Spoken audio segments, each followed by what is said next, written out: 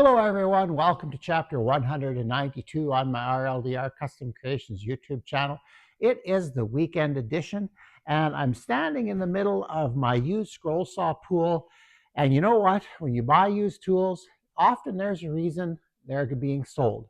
So I've got some maintenance to do, and if you want to see what I'm going to tackle today, all you need to do is stay tuned.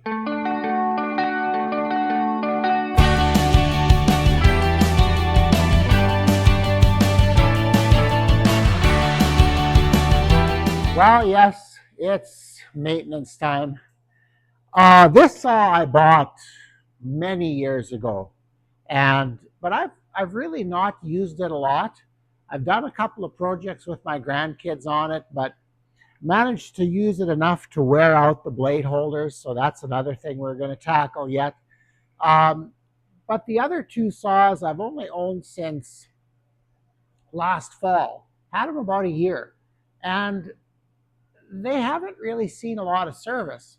But now I've got grade 6 students and grade 7 students in here, and these things are running 6 hours a week.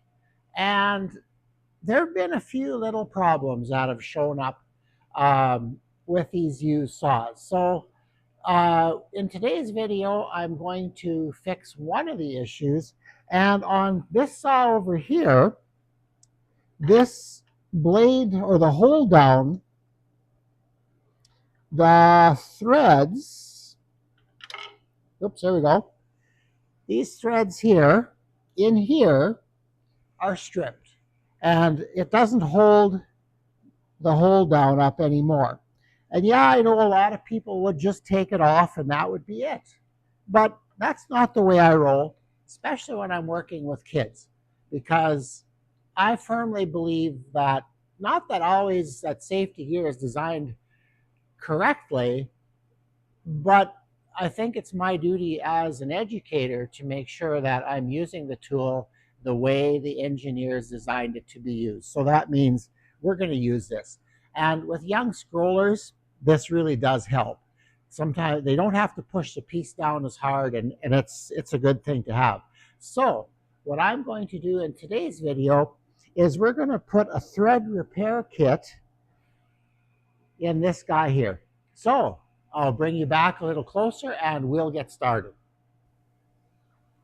Well, again, you're getting my good side in this video since my face won't be in it.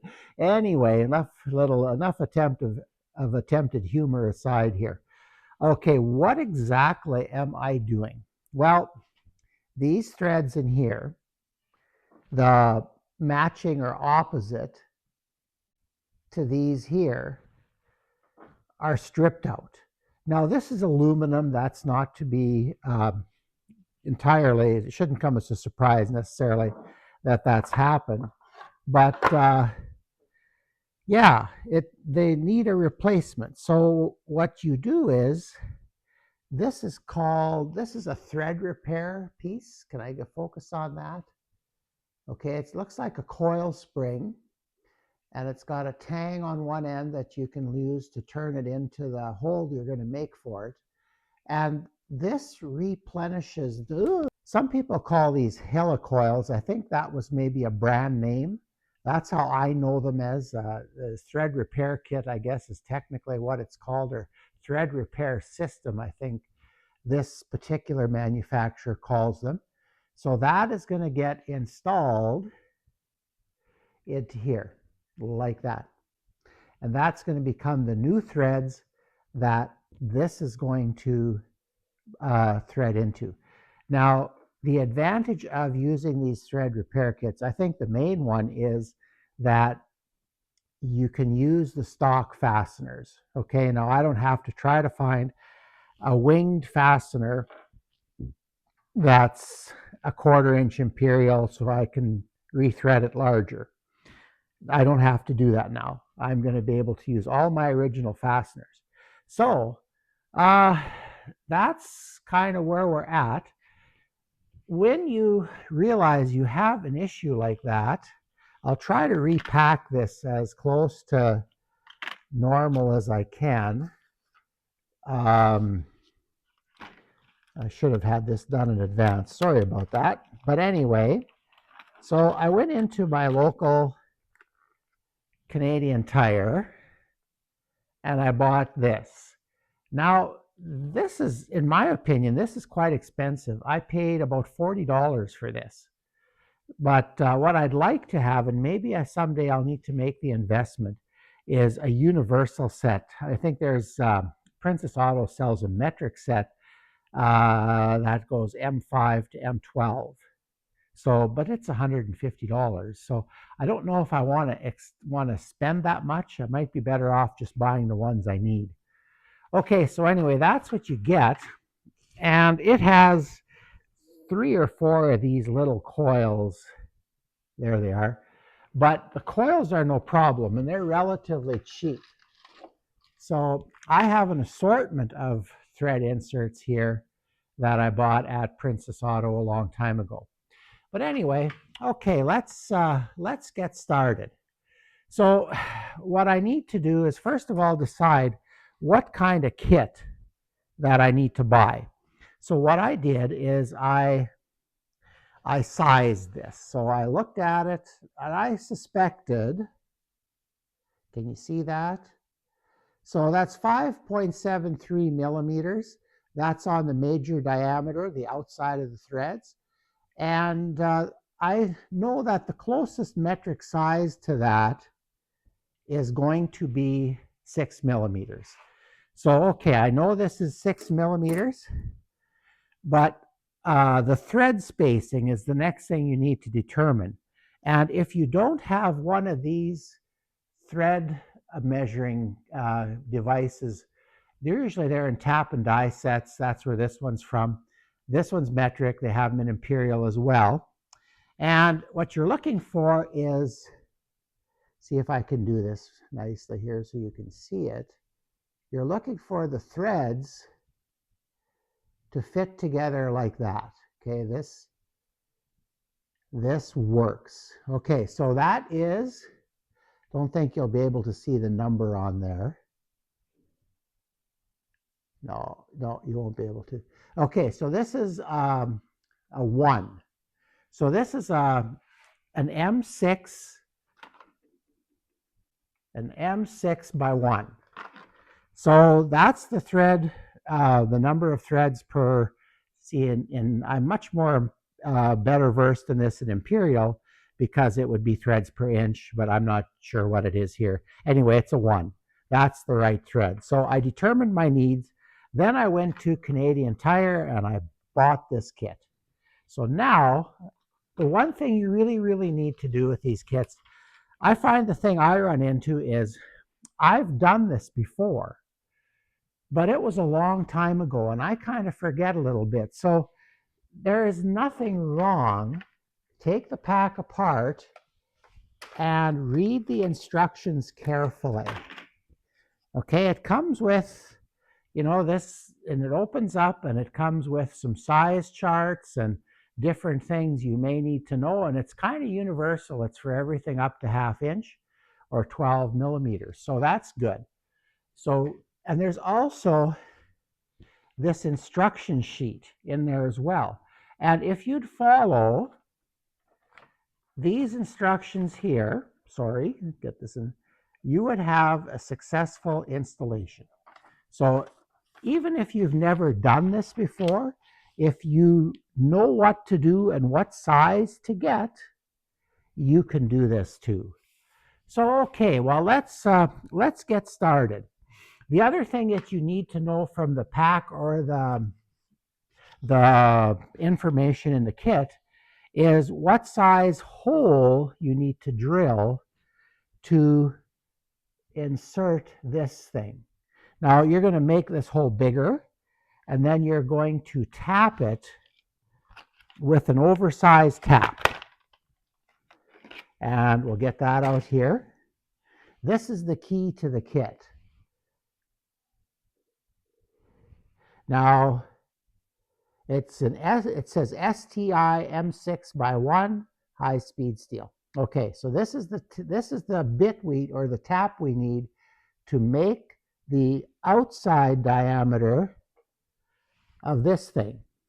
Does that make sense? Okay, well, let's keep going and let's do it. So you need a drill bit, and the drill bit, and I got this right off the pack, sometimes they have the drill size right on the tap, which I would wish they did, but because I'll lose this, but I won't lose this, okay? So this says I should use a 1/4 inch drill bit. There it is. Okay, and it says on this, it says in here too. So that tells you what you need. So I've got a 1/4 inch bit right here, and I'm going to very carefully drill this out. Okay, that's not a very deep piece. So that may create a few issues for us a little later. So now, yep, that fits in there. Okay, one thing I don't have though, and I should have, talk about being prepared when you're shooting YouTube videos, eh? I should have my cutting fluid and I should have my tap wrench here, which I actually do not quite as far away as I thought. So I'm going to step out for a second. I will be right back. I would strongly recommend, if you're fixing older equipment like this, and this is going to make a bit of a mess, but that you invest in a reasonable quality tap and die set. Now, am I going to be able to use this? Probably not. Okay, the handle is going to hit the, I'm just going to get it started. I needed a shorter handle on that wrench. Okay, so I'm going to put a little bit, oh, there's a bunch on the table here. It's going to lube up the tap. And we're going to just be careful getting this started. You want to start straight.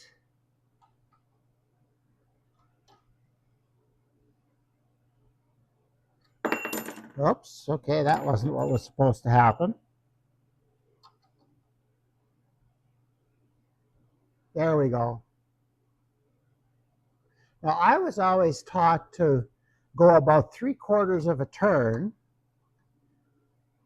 and then go back. Oh, come on. And this isn't quite tight enough, but maybe we'll get it. Now, the backstroke here was designed to chip break, to break the chips off, but I see a lot of people on YouTube, they don't do that anymore. And I'm just going slow. This is aluminum and a very short hole. And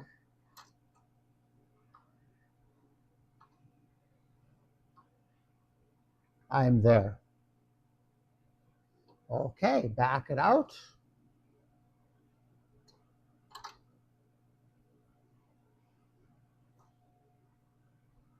I think I'm going to use the old nail polish trick to label this when I throw this in my kit, that it's not an M6 tap, actually. It's a little bigger. Okay, so that should have my air hose here. Actually, I do. Okay, we're going to go get that. We're going to blow these threads out. There we go. That'll take care of that. Okay, now gets rid of some of my stuff here. We want to take this and put it on there. I'm just going to see, yeah, that should work. And then what we do is we just thread that in. Now, I was thinking about, oh, that's going to go all the way through. Okay, well, we're going to have to break that off on the inside.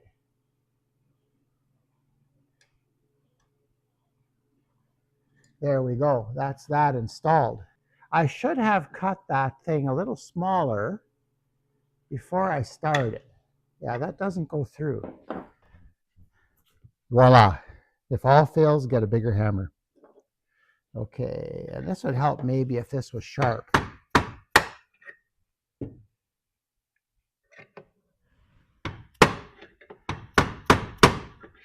I know I'm using force, but I like to think of it kind of as gentle force, if that makes any sense at all.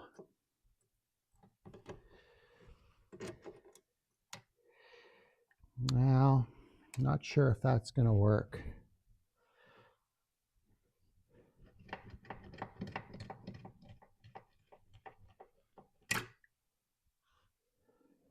That might work, but I've removed a couple of threads.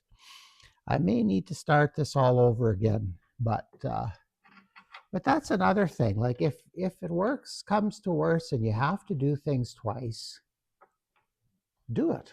Like it's the way it is. I didn't break anything. I have all kinds of inserts, but that's going to work. It is a little stiff right now. Whoops, okay. It is a little stiff right now, but I think that's going to be good.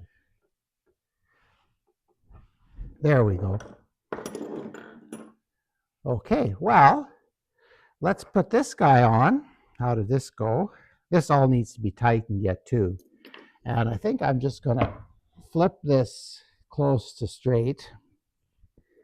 And then we'll put this on. This is off, so we'll just take that off. Come on, let's go on.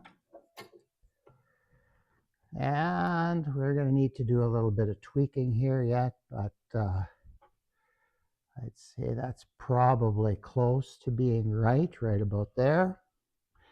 And we'll take our, I think this is 3 millimeter, and screw it on.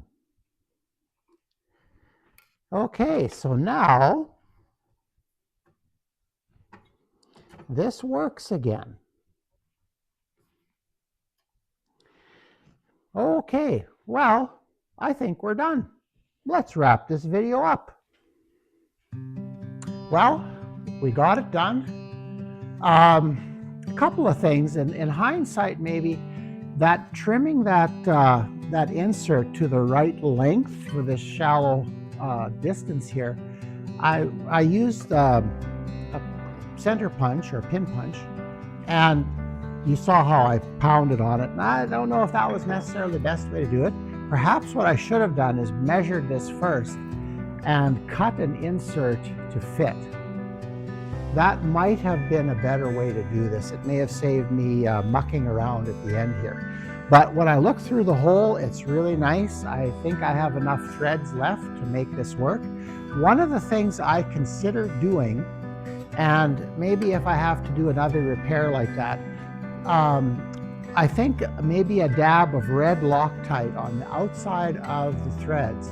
You have to make sure it doesn't get to the inside because that red Loctite is tough. But that would seat the threads. But this seems to work really good, and it's easy to do. I have the 6 mil kit now, so I can redo this anytime if I need to, but it feels good. I'm not lying to you about this. It does feel really good.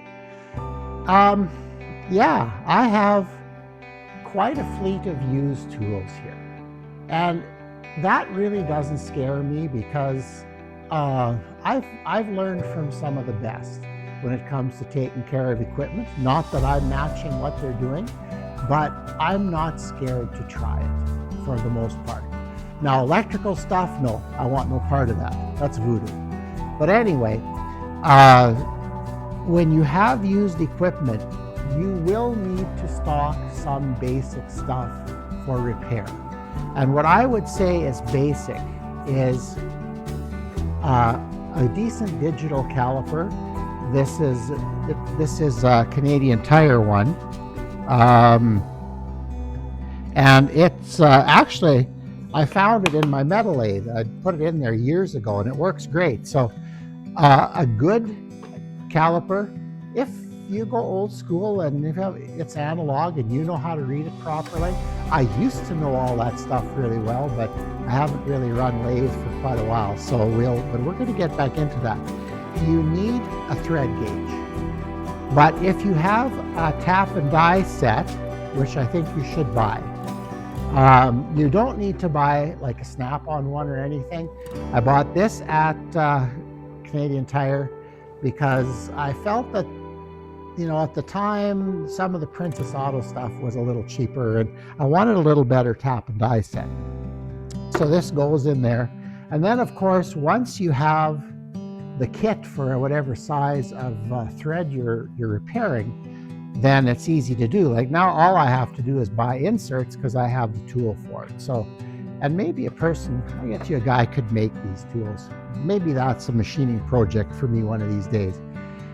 And another good thing to have is a good set of Allen keys in imperial and metric. That is almost a necessity. And then, of course, a basic plier and things like that. So anyway, yeah, that pretty much sums this up. You are going to need to make repairs when you run a fleet of used equipment, and nothing will make you more aware of that than running it with kids. Now, my kids are very good with this equipment. They're very respectful. It isn't their fault that this went. It just happened. I was the one tightening and loosening it, and I could feel it from the first time I used it that the threads weren't great. So, but we kept going, and eventually by the end of class, it was finished. So I have another project that I need to make, and perhaps I'll take you along on that as well. This saw here, I've adapted to the Makita blade holders. Well, I'm not happy with using, where's my wrench for this guy? I had to come up with a tool to use. It's a pain. So I can't find the knob that I want, so I'm gonna machine it. So we're gonna try my machining skills a little bit. So hopefully, it's been a while. So I need to get back into the machining part again. So anyway, with that in mind, don't be scared of used equipment. Even like the Delta stuff where you can't buy parts anymore, there are ways to adapt and fix. If that's what you can afford, that's what you can afford. So I don't want to spend more on equipment here now than I'm going to make teaching classes or doing work out of this shop. So I like what I like, but I also, it has to make sense from a business perspective to some degree. Anyway, with that in mind, have a great weekend. I think it's a Grey Cup weekend this weekend. Oh boy, go Riders go. But anyway, have a great weekend, and we'll see you in the weekly edition sometime next week. Take care.